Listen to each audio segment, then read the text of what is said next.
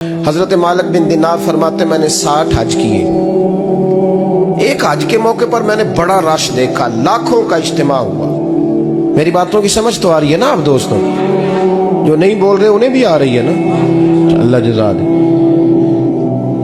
कहते लाखों का मजमा था तो मेरे दिल में ख्याल आया, मैंने कहा अल्लाह इतने लोग आए हैं, इनका हज कबूल भी हुआ है कि नहीं?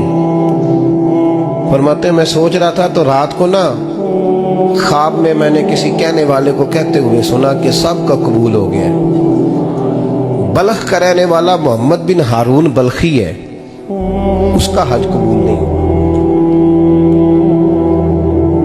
फरमाते शहरों के अलग-अलग खैमे लगते थे। अब भी आप हज करने जाएं तो पाकिस्तानियों की रिहाइशें अलग होती हैं, इंडियन की अलग, बांग्लादेश के अलग, मिस्री, यमनी, सब लोग अलग-अलग रिहाइशें होती, झंडे लगे होते हैं मुल्कों के। कहते मैंने सवेरे उठ के ढूंढना शुरू कर दिया,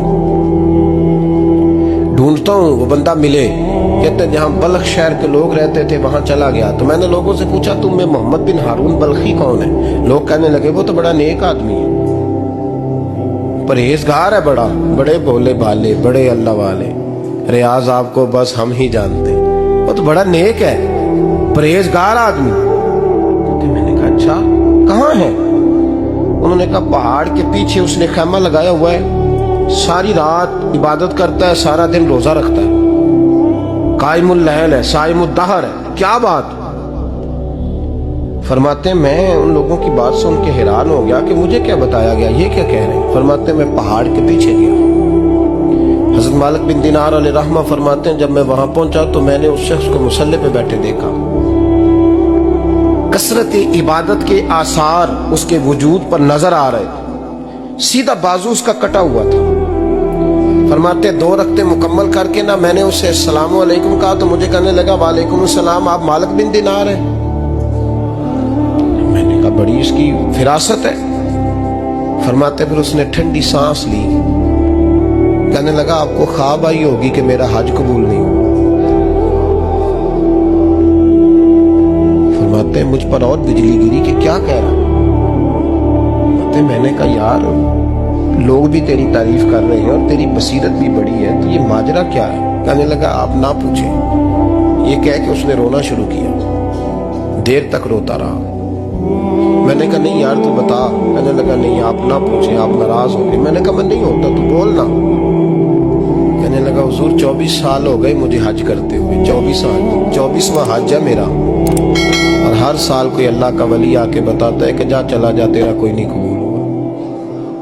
बेपरवाही वेख सज्जन दी जिथे किसे दी पेश न जावे, उन्हें ताजा वाले दर दर रोले ते मंगतियां तख्त बिठावे, आजम किसे नु कारा मिलदा ही कोई काबे खाली आवे।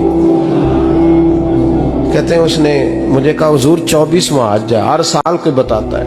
मैंने कहा तेरी गलती। कहने लगा मैं अपनी माँ का नाफरमान।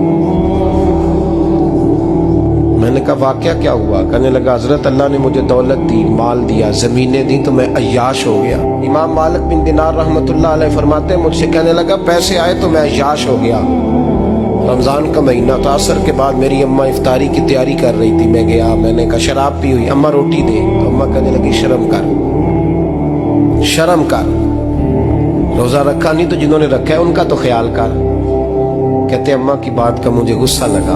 मैं कहा करता हूं बदनसीब है वो बेटा जिसका बाप उससे बात करते हुए डरता है कि पता नहीं कहां से बोलेगा।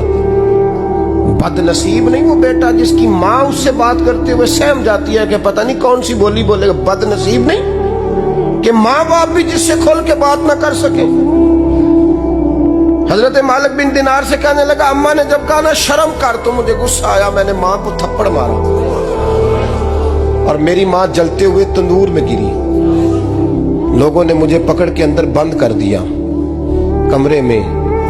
सारी रात में शोर सुनता रहा पर नशे में धोत रहा। सवेरे आंख खुली तो मेरी बीवी बैग बांध रही थी। मैंने कहा कहाँ जा रही हो? कहने लगी जो माँ का नहीं बना मेरा कैसे बनेगा? हाल कोई बताता है। मैंने कहा तेरी गलती। कहने लगा मैं अपनी माँ का नाफरमान। میں نے کہا واقعہ کیا ہوا؟ کہنے لگا حضرت اللہ نے مجھے دولت دی، مال دیا، زمینیں دی تو میں عیاش ہو گیا۔ امام مالک بن دینار رحمۃ اللہ علیہ فرماتے ہیں مجھ سے کہنے لگا پیسے آئے تو میں عیاش ہو گیا۔ رمضان کا مہینہ تھا، عصر کے بعد میری اماں افطاری کی تیاری کر رہی تھی، میں گیا، میں نے کہا شراب پی ہوئی، اماں روٹی دے، تو اماں کہنے لگی شرم کر، شرم کر، روزہ رکھا نہیں تو جنہوں نے رکھا ہے ان کا تو خیال کر۔